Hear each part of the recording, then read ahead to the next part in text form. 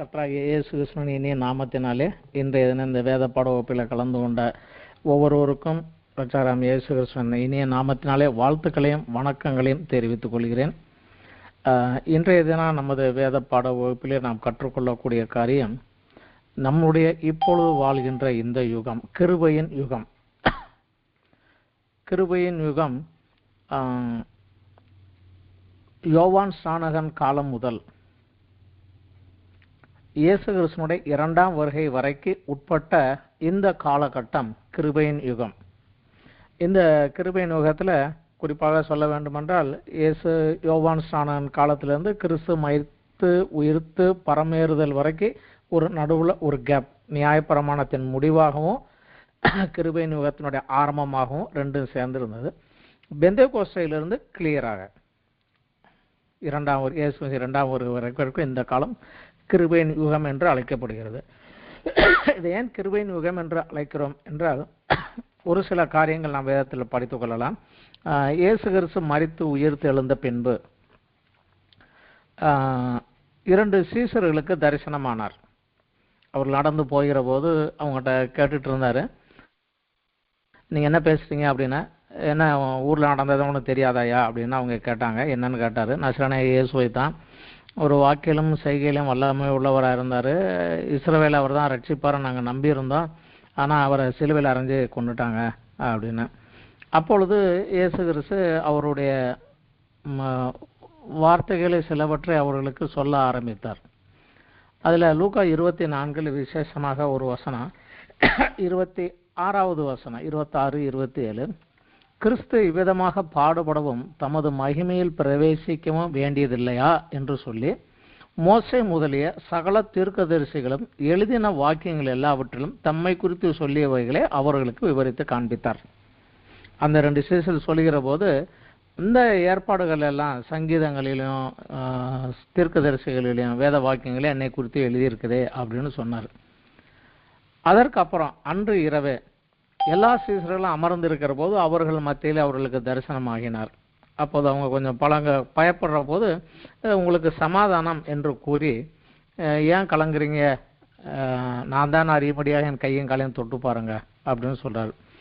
சொல்லிட்டு கடைசியில் அவங்ககிட்ட பேசுகிற போது 44வது வசனம், லூக்கா 24:44, மோசேயின் நியாயப்பிரமாணத்திலும் சங்கீதங்களிலும் தீர்க்கதரிசியின் ஆகமங்களிலும் என்னை குறித்து எழுதியிருக்கிறவைகள் எல்லாம் நிறைவேற வேண்டியதென்று நான் உங்களோடு இருந்தபோது உங்களுக்கு சொல்லி கொண்டு வந்த விசேஷங்கள் இவைகளே என்றார். ஸோ அந்த 2 இடத்துலையும் சில காரியங்கள் ஓல்ட் டெஸ்ட்மெண்ட்டில் இருந்து அவரை குறித்து என்னென்ன சொல்லப்பட்டு இருந்தது என்பதை குறித்து சில காரியங்கள் அவருக்கு சொன்னார். என்ன சொன்னாருன்னு நமக்கு இங்கே பாயிண்டில் கொடுக்கல, ஆனால் அதிலிருந்து விவரித்து சொன்னார்.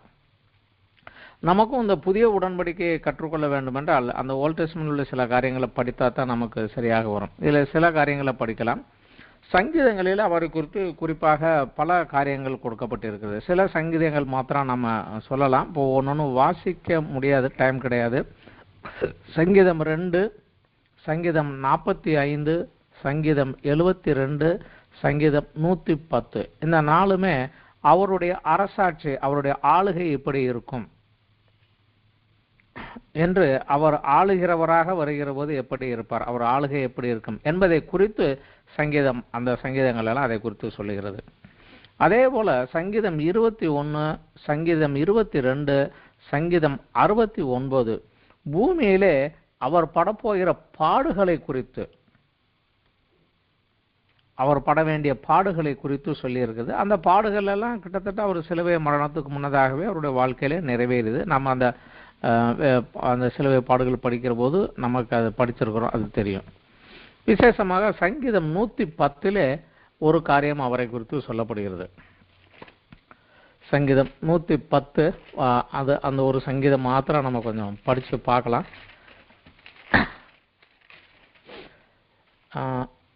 கர்த்தர் என் ஆண்டவரை நோக்கி, நான் உம்முடைய சத்துருக்களை உமது பாதபடியாக்கி போடும் வரை நீர் என் வலது பாரிசத்தில் உட்காரும் என்றார். கர்த்தர் சியோனிலிருந்து உமது வல்லமையின் செங்கோலை அனுப்புவார், நீர் உம்முடைய சத்துருக்களின் நடுவிலே ஆளுகை செய்யும். உமது பராக்கிரமத்தின் நாளிலே உம்முடைய ஜனங்கள் மனப்பூர்வமும் பரிசுத்த அலங்காரம் உள்ளவர்களுமாய் இருப்பார்கள். விடியற்காலத்து கற்பத்தில் பிறக்கும் பனிக்கு சமானமாய் உம்முடைய எவ்வன ஜனம் உமக்கு பிறக்கும். நீர் மெல்கிசேதேக்கின் முறைமையின்படி என்றென்றைக்கும் ஆசாரியராயும் இருக்கிறீர் என்று கர்த்தர் ஆணையிட்டார். மனம் மாறாமலும் இருப்பார். இதுல ஒரே ஒரு விசேஷம் என்னவென்றால், அவர் ராஜாவாகவும் இருப்பார், ஆசாரியராகவும் இருப்பார். பழைய ஏற்பாட்டு காலத்துல 3 முக்கியமான ஆட்கள் உண்டு: ராஜாக்கள், தீர்க்கதரிசிகள், ஆசாரியர்கள். இதுல ஆளுகை செய்கிற ராஜாக்கள் தீர்க்கதரிசிகளாகவும் இருந்தது உண்டு, தாவீது. அதே போல ஆசாரியர்கள் தீர்க்கதரிசிகளாக இருந்ததும் உண்டு. ஆனால் ஆசாரியன் ராஜாவாகவோ இல்ல ராஜா ஆசாரியனாகவோ இருந்தது ஒரு இடத்திலும் கிடையாது. ஏனால் இரண்டுமே 2 வேறு கோத்திரத்துக்கு உட்பட்டது. ஆசாரிய லேவி கோத்திரத்துக்கு உட்பட்டது.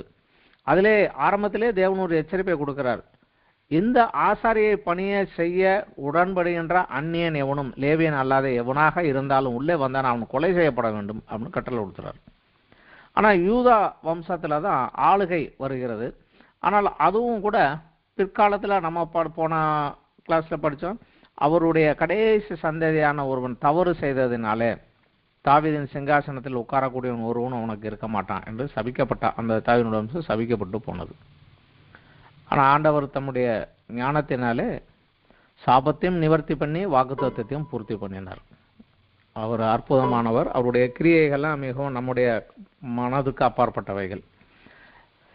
இதில் 2 காரியங்களை சொல்லுகிறார்: ஆசாரியராகவும் இருப்பார், ராஜாவாகவும் இருப்பார் என்று சொல்லுகிறார். இது சங்கீதங்களிலே.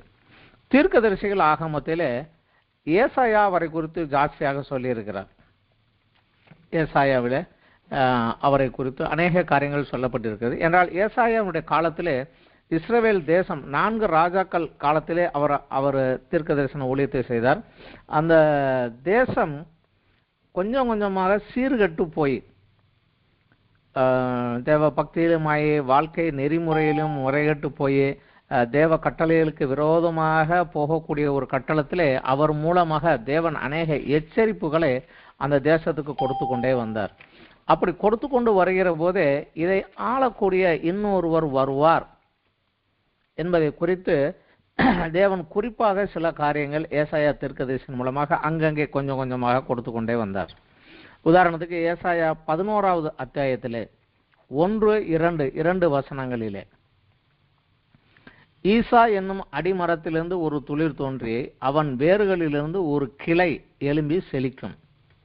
ஞானத்தையும் உணர்வையும் அருளும் ஆவியும், ஆலோசனையும் பலனையும் அருளும் ஆவியும், அறிவையும் கர்த்தருக்கு பயப்படுகிற பயத்தையும் அருளும் ஆவியுமாகிய கர்த்தருடைய ஆவியானவர் அவர் மேல் தங்கி இருப்பார்.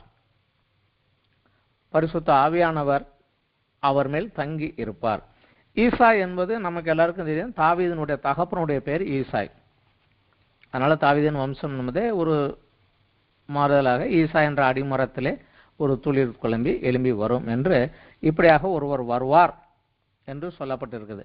அதே அத்தியாயத்தில் 4வது வசனத்துல இருந்து 11வது வசனம் வரைக்கும் படித்து பார்த்தீங்கன்றால் வரப்போகிற 1000 வருட அரசாட்சி காலத்தில் எப்படி இருக்கும் அவருடைய ஆளுகை என்றுதான் வருகிறது.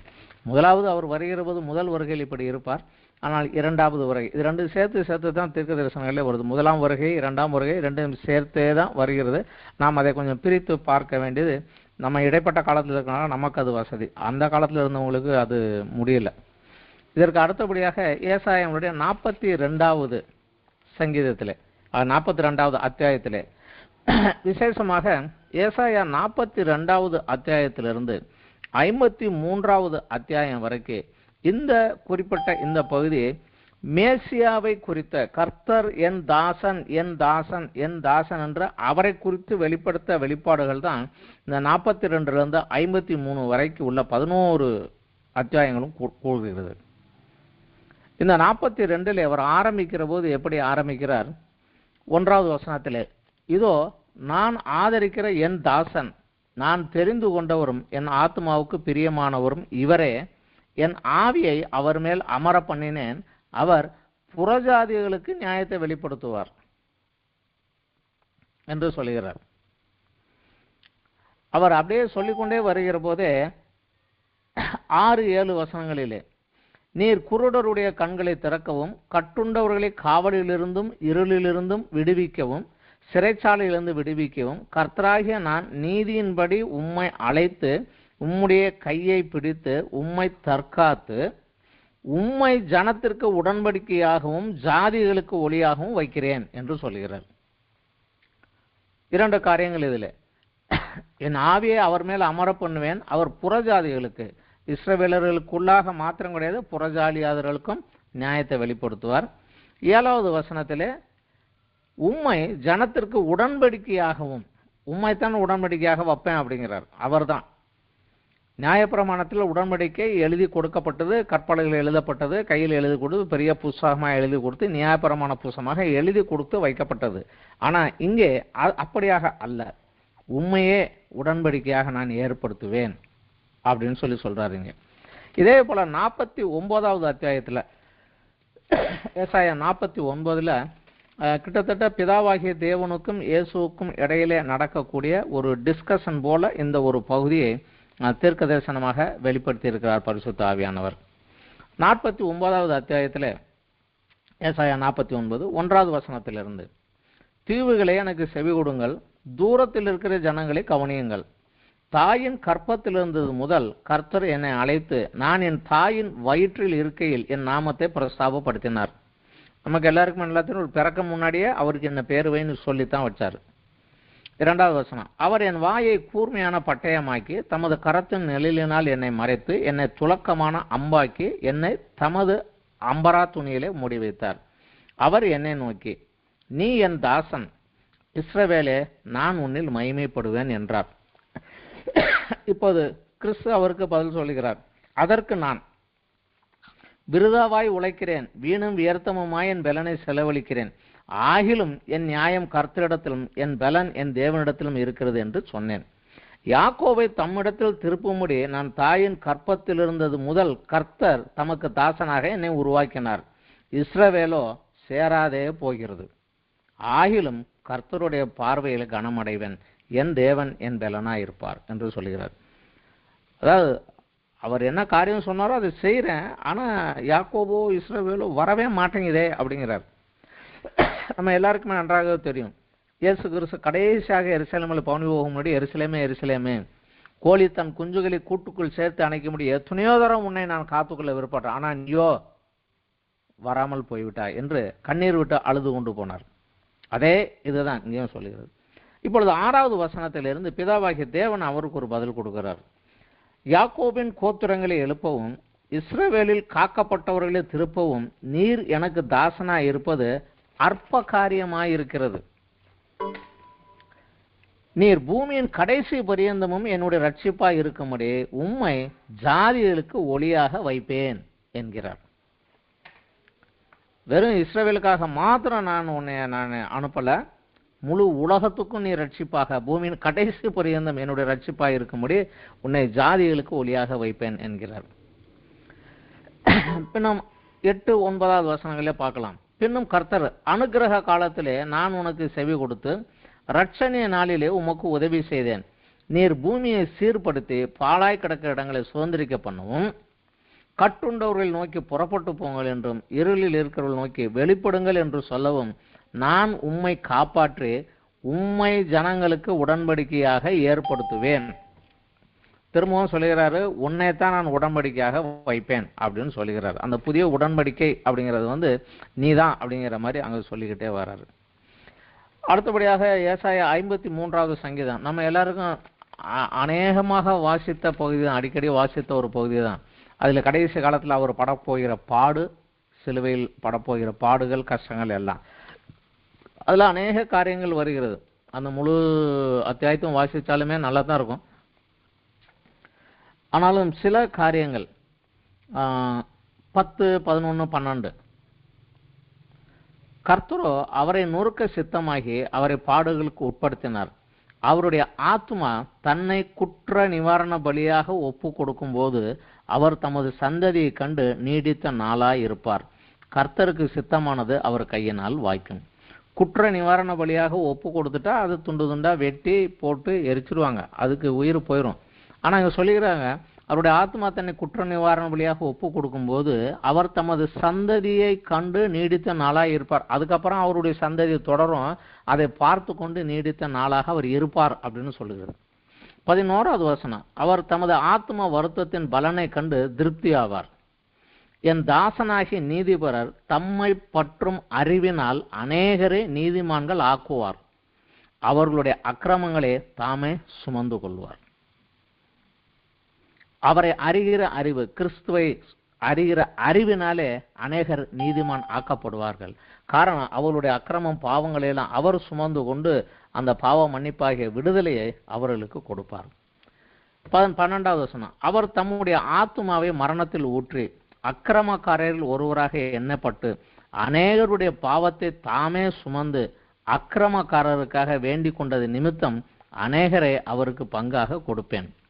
பலவான்களே அவர் தமக்கு கொள்ளையாக பங்கிட்டுக் கொள்வார். ஏசாயனுடைய காரியத்திலே இந்த காரியங்கள் எல்லாம் வருகிறது. ஸோ பிறருடைய பாவங்களை அவர் தன்மேல் ஏற்றுக்கொண்டு அதற்குரிய தண்டனையாக தன்னை ஒப்பு கொடுக்கிற போது அவர் நீடித்த நாளாக இருப்பார். அவர் நீதியின் மூலமாக அநேகர் ஜனங்கள் ரட்சிக்கப்பட்டு உள்ளே வருவார்கள் என்று சொல்கிறார்கள். இந்த ஏசாயா இயேசு கிறிஸ்துவுக்கு முன்னாடி ஒரு 740 681 வருடம் வரைக்கும் இருந்தவர். ஸோ இயேசு பிறப்பதற்கு ஒரு 700 வருடத்திற்கு முன்னாடியாகவே சொல்லப்பட்ட இந்த தீர்க்க தரிசனங்கள் இது. இதற்கு அடுத்தபடியாக எரேமியா காலத்தில் இஸ்ரவேல் தேசம் சிறையிருப்புக்குள்ளாக கடந்து போகிறது, பாடுகளுக்குள்ளாக கடந்து போகிறது. அந்த காலத்தில் எரேமியாவின் மூலமாக தேவன் சில காரியங்களை சொல்லுகிறார். எரேமியா 3வது அத்தியாயத்தில் 16வது வசனம் நம்ம பார்க்கலாம். அதில் ஒரு காரியத்தை ஆண்டவர் சொல்லுகிறார்.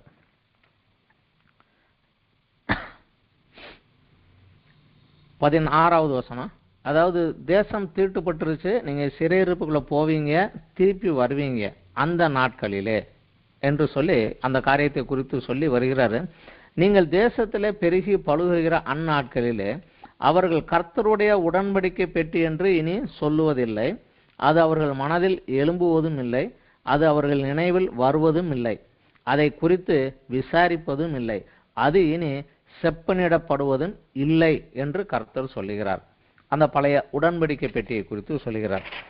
நீங்கள் சிறையிருப்புக்குள்ள போயிட்டு திரும்பி வர்ற போது, நீங்கள் தேசத்தில் பழுகி பெறுகிற போது அந்த பெட்டியை பற்றி நீங்கள் சொல்ல போகிறதும் கிடையாது, அது உங்கள் மனசில் வரப்போகிறதும் கிடையாது, உங்கள் நினைப்பில் வர்றதும் கிடையாது, நீங்கள் அதை குறித்து விசாரிக்கிறதும் கிடையாது, இனி அது சரி செய்யப்படவும் மாட்டாது. அப்படி என்றால் அது முடிந்து போய்விட்டது அப்படிங்கிற ஒரு காரியத்தில் தான் இங்கே சொல்லுகிறார். அதே எரேமியா தீர்க்கதரிசியின் மூலமாக ஆண்டவர் இன்னும் சில காரியங்களை சொல்லுகிறார். எரேமியா தீர்க்கதரிசியின் 31வது அத்தியாயத்திலே நமக்கு முக்கியமான பகுதி இதுதான். எரேமியா தீர்க்கதரிசியின் 31வது அத்தியாயத்திலே 29வது வசனத்திலிருந்து நம்ம படிக்கலாம். பிதாக்கள் திராட்சை காய்களை தின்றார்கள், பிள்ளைகளின் பற்கள் கூசி போயின என்ற அந்நாட்களிலே சொல்ல மாட்டார்கள். அவனவன் தன் அக்கிரமத்தின் நிமித்தம் சாவான். எந்த மனுஷன் திராட்சை காயை தின்பானோ அவனுடைய பற்களே கூசி போகும். ஆனால் இதற்கு முன்னாடி யாத்திராமத்தில் சொன்னார், தகப்பனுடைய பாவத்தின் நிமித்தம் 3-4 தலைமுறை வரைக்கும் நான் விசாரிப்பேன்னாரு. ஆனால் இங்கே அது ஆண்டவர் கொஞ்சம் மாத்துறாரு. அப்பா செஞ்ச தப்புக்காக பிள்ளை கஷ்டப்படணுங்கிறது அவசியம் கிடையாது. அவன் அக்கிரமத்தின் நிமித்தம் சாவான். 31, இதோ நாட்கள் வரும் என்று கர்த்தர் சொல்லுகிறார். அப்போது இஸ்ரவேல் குடும்பத்தோடும் யூதா குடும்பத்தோடும் புது உடன்படிக்கை பண்ணுவேன். புது உடன்படிக்கை, இதுதான் புதிய உடன்படிக்கை பண்ணுவேன். நான் அவர்கள் பிதாக்களை எகிப்து தேசத்திலிருந்து அழைத்து வர கைப்பிடித்த நாளிலே அவர்களோடு பண்ணின உடன்படிக்கையின்படி அல்ல. ஏனெனில் நான் அவர்கள் நாயகராயிருந்தும் அந்த என் உடன்படிக்கை அவர்கள் மீறி அவமாக்கி போட்டார்களே. ஸோ அந்த பழைய உடன்படிக்கை இவங்க மீறிட்டாங்க, அதை உடைச்சிட்டாங்க. அதனால் நான் அந்த உடன்படிக்கையை விட்டுட்டு வேற பண்ணுவேங்கிறது. 33, அந்நாட்களுக்கு பிறகு நான் இஸ்ரவேல் குடும்பத்தோடு பண்ண போகிற உடன்படிக்கை யாவது. அந்த உடன்படிக்கை எப்படி இருக்கும்னு சொல்கிறார். நான் என் நியாய பிரமாணத்தை அவர்கள் உள்ளத்திலே வைத்து அதை அவர்கள் இருதயத்திலே எழுதி நான் அவர்கள் தேவனாய் இருப்பேன், அவர்கள் என் ஜனமாய் இருப்பார்கள் என்று கர்த்தர் சொல்லுகிறார். இனி ஒருவன் தன் அயலானையும் ஒருவன் தன் சகோதரனை நோக்கி கர்த்தரை அறிந்துகொள் என்று போதிப்பதில்லை. அவர்கள் சிறியவன் முதல் பெரியவன் மட்டும் எல்லாரும் என்னை அறிந்து கொள்வார்கள் என்று கர்த்தர் சொல்லுகிறார். நான் அவர்கள் அக்கிரமத்தை மன்னித்து அவர்கள் பாவங்களை இனி நினையாதிருப்பேன். இதுதான் புதிய உடன்படிக்கை. புதிய உடன்படிக்கை இப்படி இருக்கும் என்றுதான் நமக்கு தெரியுதே ஒழிய இதுதான் புதிய உடன்படிக்கை என்று அவர் சொல்லல. இதுல என்ன சொல்கிறாரு? நியாயப்பிரமாணத்தை அவர்கள் உள்ளத்திலே வைத்து அவர்கள் இருதயத்திலே எழுதுவேன். முந்தைய நோட்ல எழுதி கொடுத்தேன், கற்பலகைகளை எழுதி கொடுத்தேன், எல்லாத்தையும் உடைச்சு போட்டாங்க. இனிமே அதுல எழுத மாட்டேன், நான் அவன் உள்ளத்திலே எழுதி அவன் இருதயத்திலே எழுதி உள்ள வச்சிருவேன் அப்படிங்கிறாரு. இரண்டாவது, நான் அவங்களுடைய தேவனா இருப்பேன், அவர்கள் என் ஜனமா இருப்பார்கள். நான் அவர்களுடைய தேவன், அவர்கள் என்னுடைய ஜனங்கள். இப்ப இஸ்ரவேல் தேசத்துக்கு தேவ ஆளுகைக்குள்ள தான் வரணும். ஆனா மனுஷ ராஜாவா கொண்டாந்தாங்க, உடைச்சிட்டாங்க, குழப்பினாங்க எல்லாரும். ஆனா இனிமே அப்படி கிடையாது, நான் தான் ராஜா, அவங்க என்னுடைய ஜனங்கள் என்று அவர் சொல்லுகிறார். மூன்றாவதாக ஒரு பாயிண்ட், இனி ஒருவன் தன் அயலானையும் ஒருவன் தன் சகோதரன் நோக்கி கர்த்தரை அறிந்து கொள் என்று போதிப்பதில்லை. அவர்கள் சிறியவன் முதல் பெரியவன் மட்டும் எல்லாரும் என்னை அறிந்து கொள்வார்கள் என்று கர்த்தர் சொல்லுகிறார். தேவனை ஒரு ஒரு படிப்பு அறிவின் மூலமாக படித்து புஸ்தகத்தை குறித்து அறிகிற அந்த அறிவின் மூலமாக அல்லாமல் அனுபவபூர்வமாக அவர்கள் உணர்ந்து கொள்ளக்கூடிய ஒரு காரியத்தை நான் செய்வேன் என்று சொல்லுகிறார். கர்த்தர் இருக்கிறார் என்று அறிந்து கொள் என்று சொல்ல வேண்டியதில்லை, சிறியவன்ல இருந்து பெரியவன் வரைக்கும் என்னை அறிந்து கொள்வாங்க அப்படின்னு சொல்றாரு. நான்காவதாக ஒரு பாயிண்ட், நான் அவர்கள் அக்கிரமத்தை மன்னித்து அவர்கள் பாவங்களை இனி நினையாதிருப்பேன். 4 காரியங்கள் இங்கே சொல்லுகிறார். இதுதான் புதிய உடன்படிக்கை என்று சொல்லுகிறார்.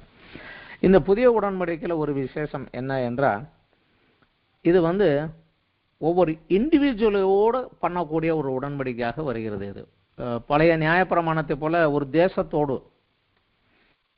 ஒரு குரூப் ஆஃப் பீப்புள், இஸ்ரவேலுடைய 12 கோத்திரங்கள், இந்த 12 கோத்திரம் 6,00,000 பேர் இருந்தாங்க. 6,1230 ஆண்கள், 20 வயதிற்கு மேற்பட்டவர்கள், பெண்கள் பிள்ளைகள் சிறுவர்கள்லாம் கணக்கில் சேர்க்காம அவர்களோடு பொதுவாக அந்த உடன்படிக்கை பண்ணினார். இது அப்படி கிடையாது,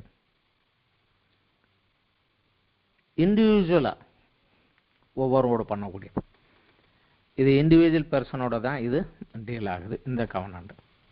இதற்கு பிற்பாடு இறைமையா காலத்துக்கு பிற்பாடு சிறையிருப்புக்குள்ள போனாங்க, கஷ்டத்துக்குள்ள அனுபவிச்சாங்க. திரும்ப சிறையிருப்பிலிருந்து வந்தபோது 3 தீர்க்கதரிசிகள் விசேஷமாக அந்த காலத்தில் ஊழியம் செய்தார்கள்.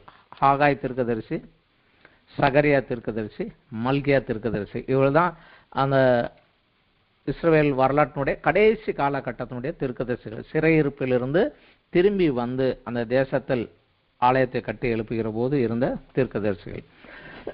இதுல ஆகாய் தீர்க்கதரிசி கிறிஸ்துவுக்கு ஏறக்குறைய 500 வருடங்களுக்கு முந்தி உள்ளவர். அவருடைய காலத்துல தான் அந்த ஆலயத்தை எழுப்பி கட்டுறாங்க.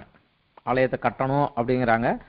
சிறிய கூட்டமாக இருக்கிறாங்க. சாலமோனுடைய பெரிய தேவாலயம் அது போயிருச்சு. ஆனா அந்த இடத்துல சின்னதாக ஒன்று கட்டுறாங்க. அப்படி கட்டுகிற போது தேவன் அங்க அவர்களுக்கு சில வார்த்தைகளை சொல்லுகிறார். ஆகாய் தீர்க்கதரிசி என்ற புத்தகம் 2வது அத்தியாயத்தில்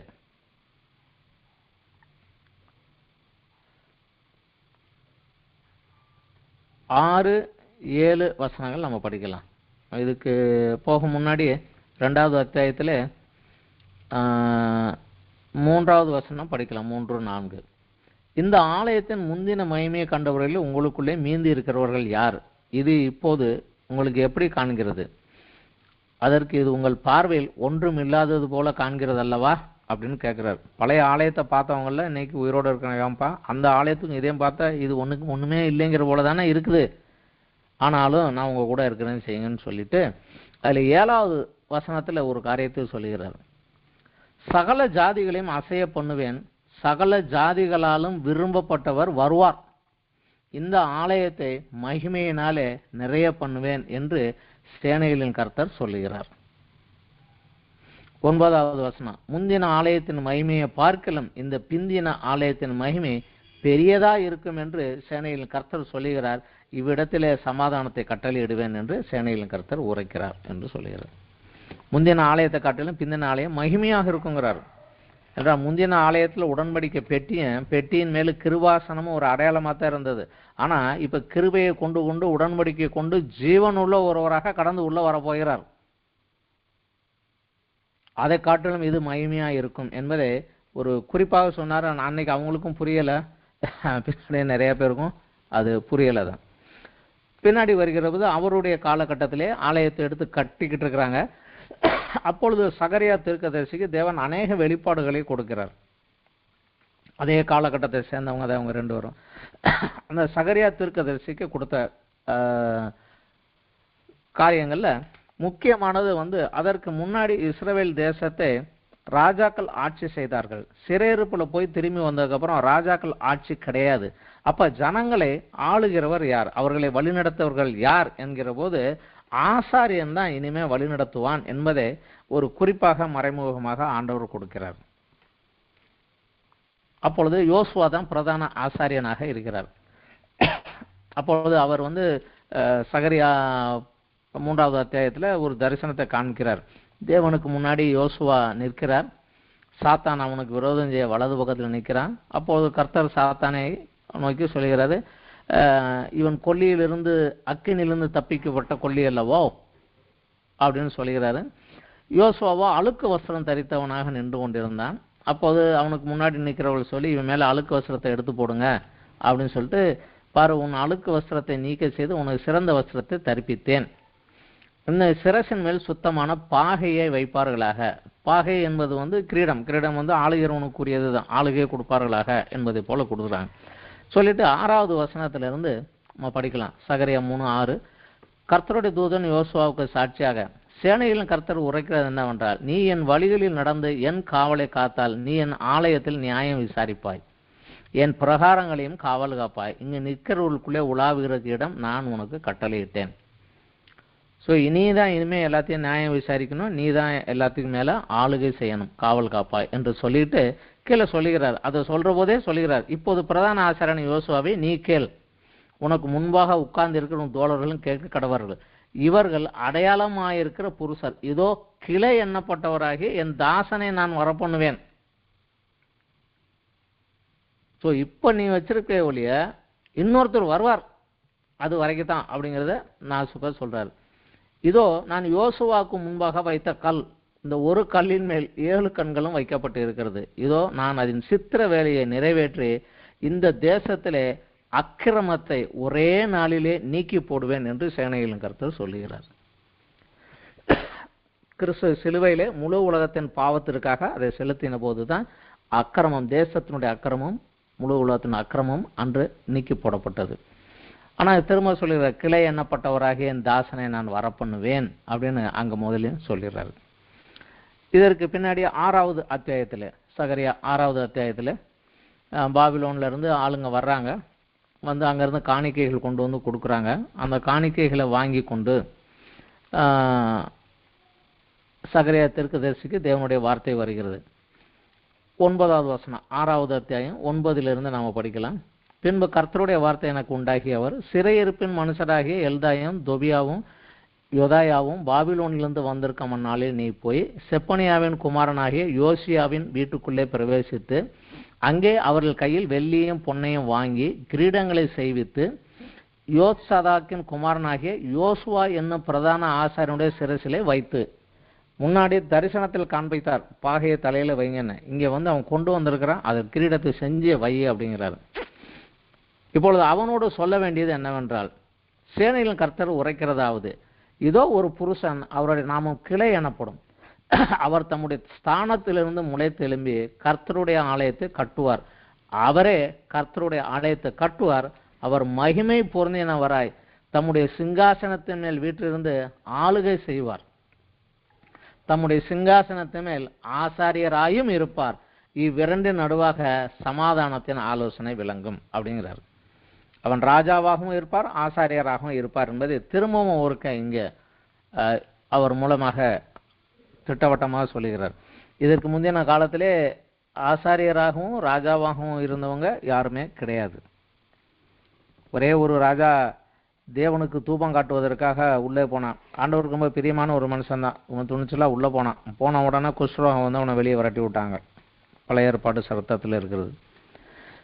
அதே போல் முதல் ராஜா சவுல், சாமுவேல் வருவதற்கு முன்னதாக பலிபீடத்தில் ஏறி பலியை செலுத்த போயிட்டாரு. அதனால ஆண்டவர் சொல்றாரு, உன்னை ராஜா சொன்னதை வெளியே போட்டுருவேன், இனிமேல் நீ ராஜா கிடையாடான்னு தூக்கி போட்டார். ஸோ இந்த வேலையில் அவங்க கை வைக்கக்கூடாது, அவங்க வேலையில் இவங்க கை வைக்கணும். ஆனால் இங்கே சொல்லுகிறார், ஒருவர் வருவார், அவருக்கென்று இருப்பார் என்று சொல்லுகிறார். அதே இதிலேயே சகரியா 6லேயே 9வது அத்தியாயத்தில், சகரியா 9வது அத்தியாயத்தில் சில காரியங்களை சொல்கிறார். இந்த காரியங்களை நம்ம அநேக நேரங்களில் நம்ம வேதத்திலே சபைகளிலே நம்ம அநேக நேரங்களில் நம்ம இதை கேள்விப்பட்டு இருக்கிறோம். சகரியா 9வது அத்தியாயம் 9வது வசனத்திலே இருந்து 11வது வசனம் வரைக்கும். சீயோன் குமாரத்தியே மிகவும் கலிகூறு, எருசலேம் குமாரத்தியே கெம்பீரி, இதோ உன் ராஜா உன்னிடத்தில் வருகிறார். அவர் நீதி உள்ளவரும் ரட்சிக்கிறவரும் தாழ்மையுள்ளவரும் கழுதையின் மேலும் கழுதை குட்டியாகிய மரியின் மேலும் ஏறி வருகிறவருமாய் இருக்கிறார். கிறிஸ்து கடைசியாக பவனியாக வந்தபோது, எருசலேமுக்குள் வந்தபோது அப்படித்தான் வந்தார். எப்ராயிம் என்று ரதங்களையும் எருசலேம் என்று குதிரைகளையும் அற்று போக பண்ணுவேன், யுத்த வில்லும் இல்லாமற் போகும். அவர் ஜாதிகளுக்கு சமாதானம் கூறுவார். அவருடைய ஆளுகை ஒரு சமுத்திரம் தொடங்கி மறு சமுத்திரம் வரைக்கும், நதி தொடங்கி பூமியின் எல்லைகள் பரிந்தும் இருக்கும். இந்த வசனம் அவருடைய 2ஆம் வருகையின் போது நிறைவேற வேண்டியது. முதலாம் வருகையிலே உள்ள வந்தார், ஆனா அவர் எப்படி இருப்பார்? இப்படியாக இருப்பார் என்று சொன்னார். 11வது வசனம் அவர் சொல்லுகிறார், உனக்கு நான் செய்வது என்னவென்றால், தேவன் ராஜாவை நோக்கி கிறிஸ்துவனுக்கு சொல்லுகிறார், உனக்கு நான் செய்வது என்னதென்றால், தண்ணீர் இல்லாத குழியிலே அடைபட்டிருக்கிற உன்னுடையவர்களே, நான் உன் உடன்படிக்கையின் இரத்தத்தினாலே விடுதலை பண்ணுவேன். உன்னை உடன்படிக்கையாக வைத்தேன் என்று சொன்னார். இங்கே உன் உடன்படிக்கையின் இரத்தத்தினாலே நான் அவர்களை விடுதலை பண்ணுவேன் என்று சொல்லுகிறார். உடன்படிக்கைக்கு நீ ரத்தம் சிந்த வேண்டி இருக்கும் என்றும் ஏசாயா 53 சொன்னதையும் அதற்கு முன்னதாகவே இயேசு கிறிஸ்து நன்றாக தெரிந்துதான் வைத்திருந்தார். கடைசியாக 11வது அத்தியாயத்திலே சகரியா 11 குமாரன் பேசுவதை போல ஒரு காரியங்கள் இருக்கிறது. 10 10, 11, 13 வரைக்கும் நாம படிக்கலாம். அனுகிரகம் எனப்பட்ட என் கோலை எடுத்து நான் அந்த ஜனங்களோடு பண்ணியிருந்த என் உடன்படிக்கை அற்று போகும்படி அதை முறித்து போட்டேன். அனுகிரகம் என்றால் கிருபை. கிருபையாக அவர்களுக்கு இறங்கி கிருபையாக செய்யக்கூடிய ஒரு கோலினாலே அவர்களை மேய்த்தேன். ஆனால் அவங்க அது சரியாக வரல, அதனால அந்த உடன்படிக்கையை முறித்து போட்டேன். அந்நாளிலே அது அற்று போயிற்று. அப்படியே மந்தையில் எனக்கு காத்திருந்த சிறுமைப்பட்டவைகளும் அது கர்த்தருடைய வார்த்தை என்று அறிந்து கொண்டன. உங்கள் பார்வைக்கு நன்றாய் கண்டால் என் கூலியை தாருங்கள், இல்லாவிட்டால் இருக்கட்டும் என்று அவரோடு சொன்னேன். அப்போது எனக்கு கூலியாக 30 வெள்ளிக்காசை நிறுத்தார்கள். கர்த்தரை நோக்கி அதை குயவனிடத்தில் எரிந்துவிடு என்றார். இதுவே நான் அவர்களால் மதிக்கப்பட்ட மேன்மையான மதிப்பு. நான் அந்த 30 வெள்ளிக்காசை எடுத்து அவைகளை குயவனுக்கென்று கர்த்தருடைய ஆலயத்தில் எரிந்து விட்டேன். நம்ம எல்லாருக்கும் நன்றாக தெரியும், யூதாசு இயேசு கிறிஸ்துவை காட்டி கொடுப்பதற்கு 30 வெள்ளிக்காசு தான் கிரயமாக பேசினா. அவர் தண்டிக்கப்பட்டார் என்று அறிந்தவுடனே பிரதான ஆசாரியர் திரும்பி வந்து குற்றமற்ற ரத்தத்தை காட்டி கொடுத்தா எந்த அவங்க காசுனா அவங்க வாங்க மாட்டேன்ட்டாங்க, அது ஓம்பாடு அப்படின்ட்டாங்க. உடனே அந்த காசை தேவாலயத்தில் வீசி எரிந்து விட்டு அவன் தூக்கு போட்டு கொண்டு செத்து போனான். அப்போ அது ஆசாரியர்கள், இது ரத்த கிரயமான காசு, இதை உண்டியலுக்குள்ளே போடக்கூடாது, அதனால அந்நியர்கள் வந்து அடக்கம் பண்ணுவதற்காக ஒரு நிலத்தை விலைக்கு வாங்கணும், ஒரு குயவனுடைய நிலத்தை விலைக்கு வாங்கினாங்க. அதனால இன்றைய வரைக்கும் அந்த நிலத்துக்கு பேர் இரத்த நிலம் என்று அழைக்கப்படுகிறது என்று வந்து நமக்கு வேதத்தில் நம்ம வாசிக்கலாம். அந்த வார்த்தை அப்படியே இங்கே நிறைவேறியது. எவ்வளவு நாள் கழித்து? கிட்டத்தட்ட 500 வருடங்களுக்கு பிற்பாடு.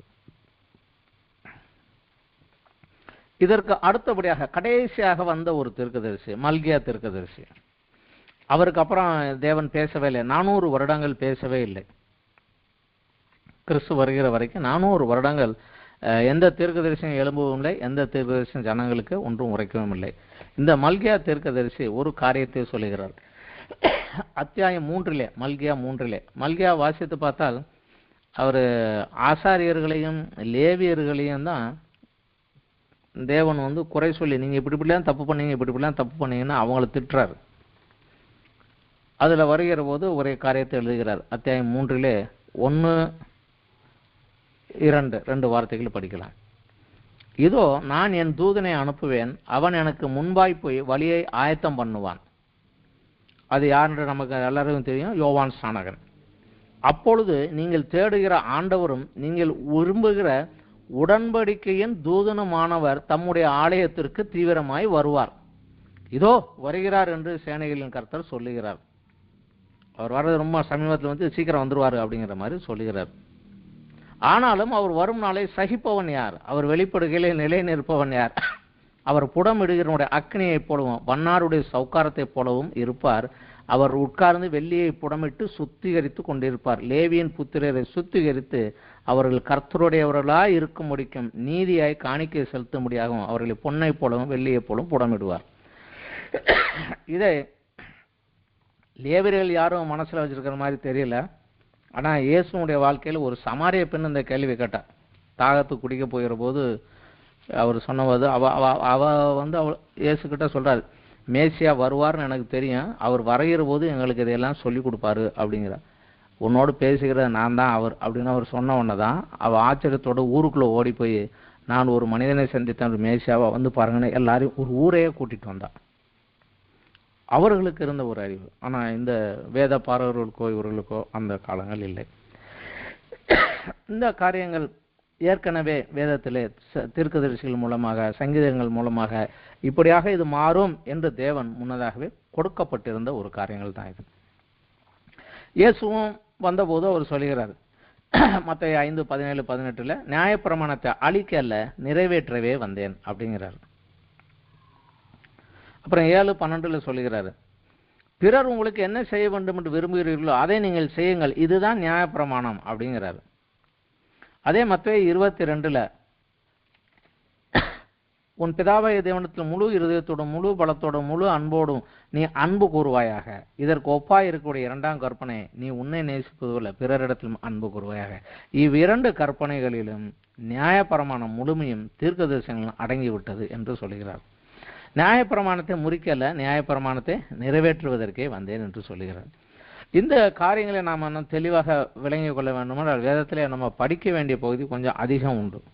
குறிப்பாக எபிரேயர் 1-12 சாப்டர் வரைக்கும், ரோமர்ல 1-9 சாப்டர் வரைக்கும், இந்த ரெண்டுமே இந்த கிறிஸ்து எப்படி நமக்கு புதிய உடன்படிக்கையின் மத்தியஸ்தராகி அவர் மூலமாக நாம் இந்த பெற்றுக்கொண்டோம் என்பதைத்தான் டீட்டெயிலாக விளக்குகிறாங்க.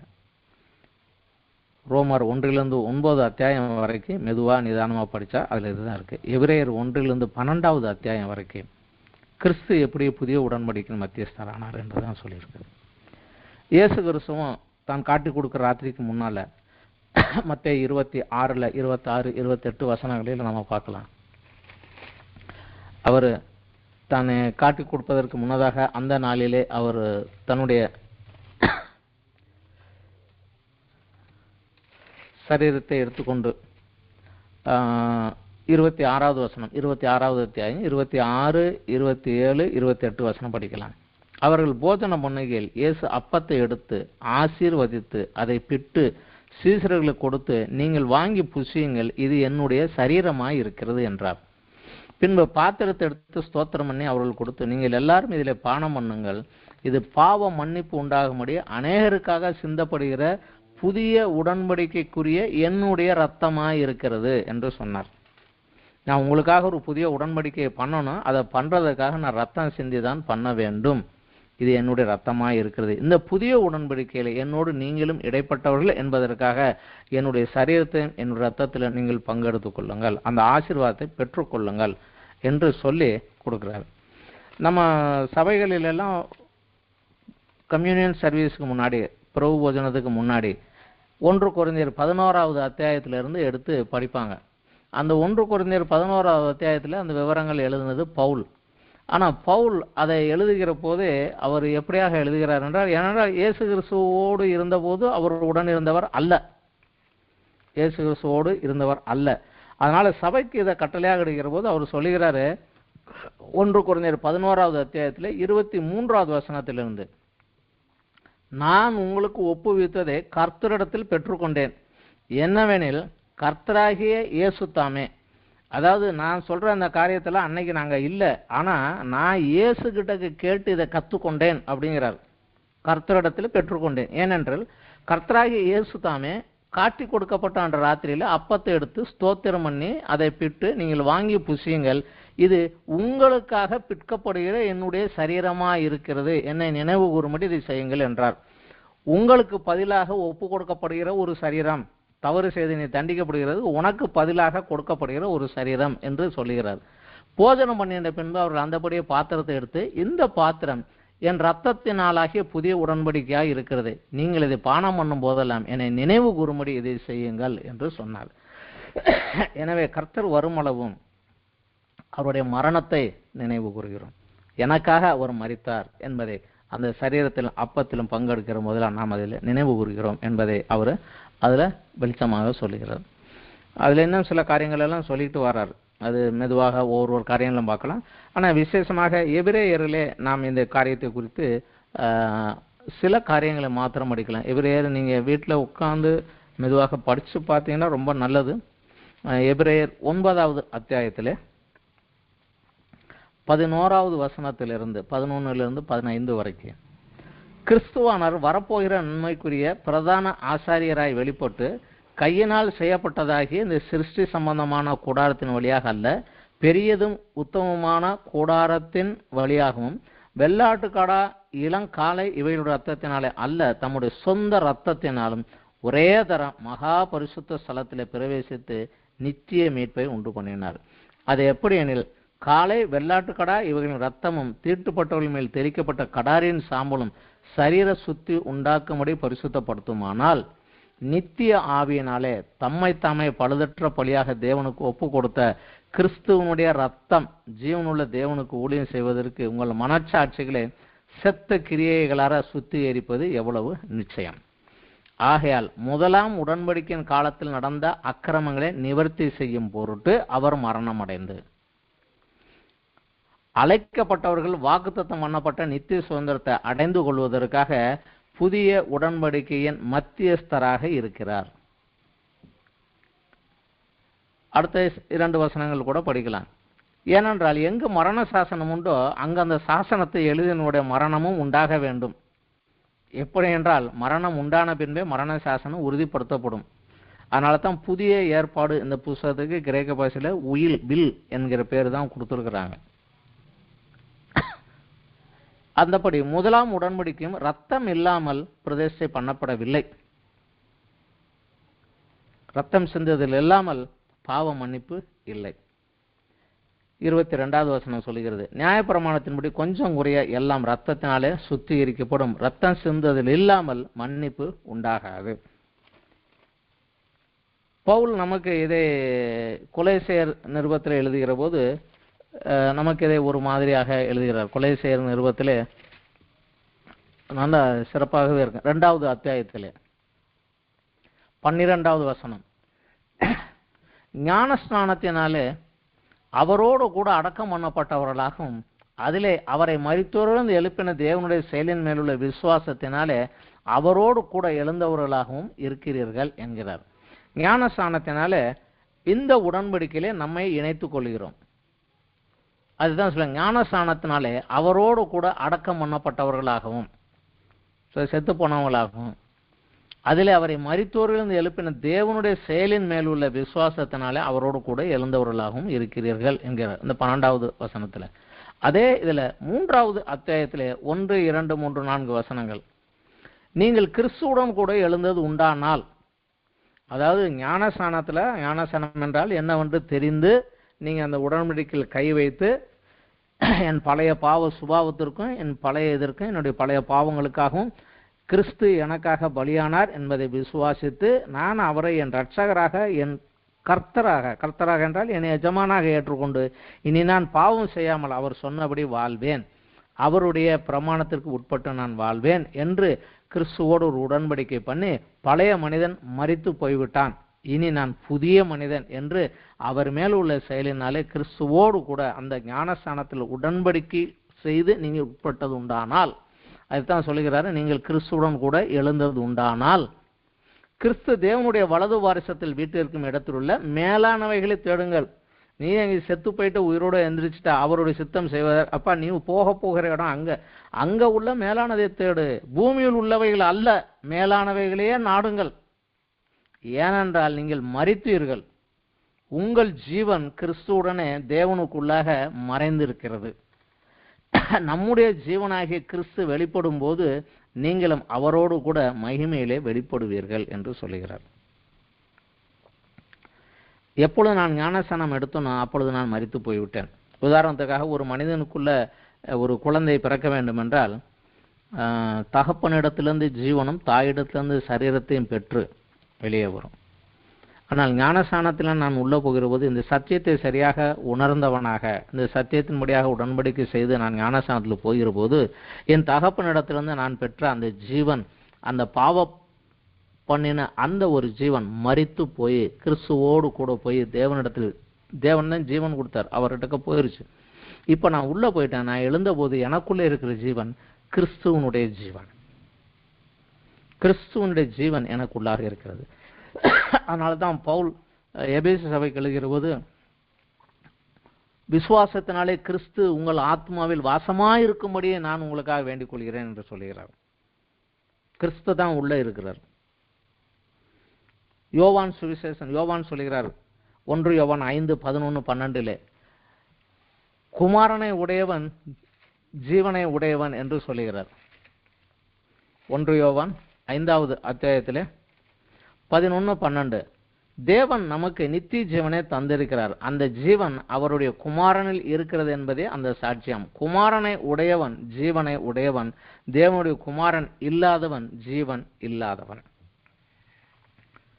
இயேசு கிறிஸ்து சிலுவையிலே ஒரு தவறும் செய்யவில்லை. ஆனால் நியாயப்பிரமாணத்தின்படி என்னென்ன தவறுகள் செய்ய தவறினவனுக்கு என்னென்ன தண்டனைகள் உண்டோ அவ்வளவே அனுபவித்தார். ஆனால் நியாயப்பிரமாணத்தில் ஒரு குறை கூட அவர் விடவில்லை, சகலத்தையும் பரிபூர்ணமாக நிறைவேற்றினார். ஆனால் தவறு செய்தவனுக்கு வர வேண்டிய தண்டனைகள் எல்லாம் ஏற்றுக்கொண்டார். ஆனால் நியாயப்பிரமாணத்தின்படி வர வேண்டிய ஆசீர்வாதங்களை ஒன்றை கூட அவர் சுதந்திரிக்கவில்லை. சபிக்கப்பட்டவன் தான் மரத்தில் தூக்கப்படுவான். அந்த சாபத்தையும் அந்த பாவத்தையும் நம்முடைய பாவத்தையும் ஏற்றுக்கொண்டு அதற்கு பலியாக தன்னை முழு மனதோடு ஒப்பு கொடுத்தார். அவருடைய உடம்பில் இருந்த ஒரு சொட்டு ரத்தம் கூட இல்லாமல் அவ்வளவையும் பூமியிலே எங்கேயும் சிந்தினார். வேதம் சொல்லுகிறது, ஜீவன் ரத்தத்தில் இருக்கிறதுனால நமக்கு பழைய ஏற்பாடுலேருந்தே இன்னைக்கும் சரி ரத்தத்தை பூசிப்பதற்கு நமக்கு அனுமதி கிடையாது.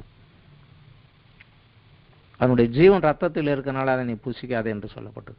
கிறிஸ்துவனுடைய ஜீவன் அவருடைய ரத்தத்தில் இருந்த சகல ரத்தமும் பூமியிலே சிந்தப்பட்டது. அந்த சரீரமும் நியாயப்பிரமாணத்தின்படியாக சகலத்தையும் பூர்த்தி செய்து விட்டும் நியாயப்பிரமாணத்தை தவறினுடைய சகல தண்டனைகளையும் பெற்றுக்கொண்டு விட்டது. அவருடைய முழு ரத்தமும் இங்கே சிந்தப்பட்டது. இன்றைக்கு நாம் கிறிஸ்துவே என்னில் வாரும் என்கிற போது இந்த மண்ணிலே சிந்தப்பட்ட அந்த ரத்தத்தில் உள்ள ஜீவன் எனக்குள்ளாக வருகிறது. நான் அப்பா பிதாவே என்று என் தேவனை கூப்பிடக்கூடிய புத்திர சுவிகாரத்தை நான் பெற்றுக்கொள்கிறேன். கிறிஸ்து எனக்கு உள்ளாக வருகிறார். எங்க அப்பா கிட்ட இருந்து பெற்ற ஜீவன் மரித்து போய்விட்டது, கிறிஸ்து எனக்குள்ளாக வந்து விட்டார். இந்த புதிய உடன்படிக்கையிலே 4 காரியங்கள். நான் என் நியாயப்பிரமாணத்தை அவர்கள் உள்ளத்தில் வைத்து அதை அவர்கள் இருதயத்தில் எழுதுவேன் என்று கிறிஸ்து எனக்கு உள்ளாக வந்துவிட்டார். அதுதான் உடன்படிக்கை. அவர் எனக்குள்ளாக வந்துவிட்டார். அதனால நான் பிதாவாகிய தேவனை நோக்கி நான் அப்பா பிதாவே என்று கூப்பிடுவேன். நான் யெகோவா அவர்கள் தேவனாய் இருப்பேன், அவர்கள் என் ஜனமாய் இருப்பார்கள் என்று சொன்னார். 3வதாக, இனி ஒருவனும் தன் அயலானையும் தன் சகோதரனுக்கு கர்த்தரை அறிந்து கொள் என்று போதிப்பதில்லை, அவர்கள் சிறியவன் முதல் பெரியவன் மட்டும் என்னை அறிந்து கொள்வார்கள் என்று சொன்னார். எப்படியாக பரிசுத்த ஆவியானவர் வேதத்திலிருந்து நமக்கு அநேக பாடங்களை கற்றுக் கொடுக்கிறார். எல்லாவற்றுக்கும் மேலாக நான் அவர்கள் அக்கிரமங்களை மன்னித்து அவர்கள் பாவங்களை இனி நினையாதிருப்பேன் என்று சொன்னார். சபைகளில் வழக்கமாக நான் போதிக்கிற போது சொல்லுகிற ஒரு காரியம் உண்டு. ரட்சிக்கப்பட்டு ஆண்டவருக்குள்ளாக நடக்கக்கூடிய எந்த ஒரு மனிதனாக இருந்தாலும் தவறு செய்யலாம், கீழே விழுந்து விடலாம். அப்பொழுது தேவனிடத்தில் போய் பாவியாக என்மேல் கிருபையாயிரும் என்று சொல்லாதீங்க. பிதாவே நான் தவறு செய்து விட்டேன், என் தவறை மன்னியும், இனிமேல் செய்ய மாட்டேன் என்று சொல்லுங்கள். நான் பாவின்னு அவர்கிட்ட சொல்லாதீங்க. ஏன்னா அவர் சொல்லிட்டார் உன் பாவங்களை நீ நினையாது இருப்பேன்ட்டார். அவர்கிட்ட போய் திருப்பி ஞாபகப்படுத்தாதீங்கன்னு சொல்லிடலாம். இந்த புதிய உடன்படிக்கையில் இந்த 4 சரத்துக்களும் எப்படியாக வருகிறது? கர்த்தராகிய இயேசு கிறிஸ்துவானவர்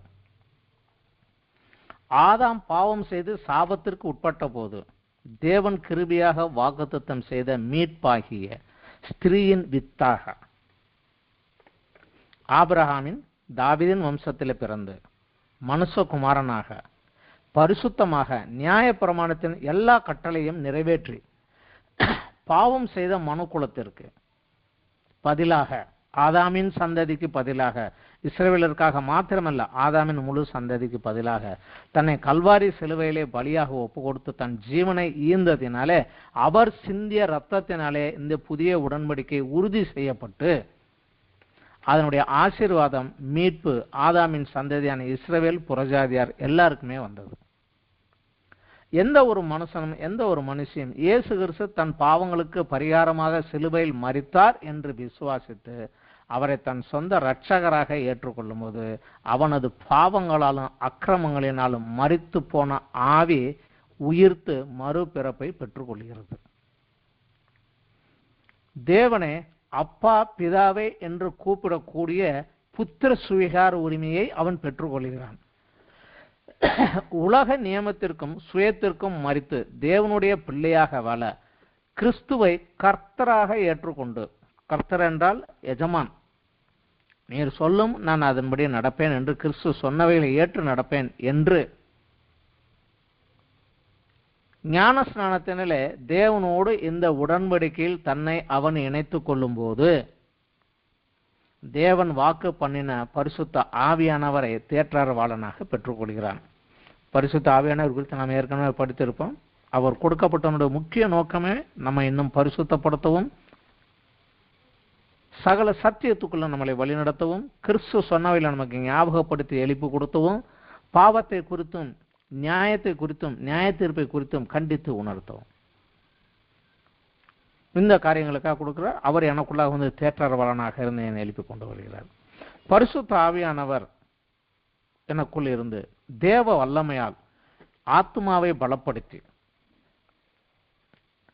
பழைய பாவ சுபாவத்தையும் உலகத்தையும் நமக்கு விரோதமாக செயல்படுகிற பிசாசின் வஞ்சகத்தையும் ஜெயித்தவனாக பரிசுத்தத்தின் மேல் பரிசுத்தப்படுத்தி நீதி மார்க்கத்தை கற்றுக் கொடுத்து தேவகுமாரனாகிய கிறிஸ்துவை போல பூரண புருஷனாகும்படி நமக்கு உதவி செய்கிறார், உதவுகிறார்.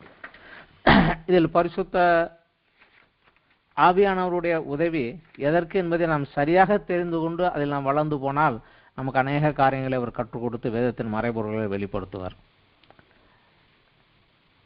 துரதிர்ஷ்டவசமாக இன்றைக்கு பரிசுத்த ஆவியானவர் தேவை என்றால் எதற்கு? அந்நிய பாஷையில் பேசணும், உடனே வரங்கள் வேண்டும். அது சைடு ப்ராடக்ட். ஆவின் கனிகள் பெருகுகிற போது வரங்கள் தானாகவே எந்த நோக்கத்திற்காக தேவன் அழைத்தாரோ, எந்த இடத்தில் வைத்திருக்கிறாரோ அந்த இடத்துல என்ன வரம் செயல்பட வேண்டுமோ அதை ஆவியானவர் தானாகவே கொடுத்து செயல்படுத்துவார். வரங்களை வாஞ்சிக்கிற அளவுக்கு ஆவியின் கனிகளை யாரும் வாஞ்சிப்பதில்லை. அன்பு அது நமக்கு பெருக வேண்டும், பரிசுத்தம் வளர வேண்டும். இது புதிய உடன்படிக்கை குறித்து நாம் இப்பொழுது இந்த காரியத்தில் நாம் படித்துக் கொண்டோம். இதோடு இன்றைக்கு இந்த புதிய உடன்படிக்கையை நான் முடித்து விடுகிறேன். அடுத்த வாரத்தில் இந்த கிருபையின் யுகம், இப்பொழுது நம்மளுடைய யுகம், அதனுடைய சில காரியங்களை, சாதகமான பாதகமான தன்மைகள் எல்லாவற்றையும் நம்ம அடுத்த வாரத்தில் நம்ம அதை படிக்கலாம். இது கொஞ்சம் பெரிய சப்ஜெக்ட்டுங்கிறனால இதோடு முடித்துக் கொள்கிறேன்.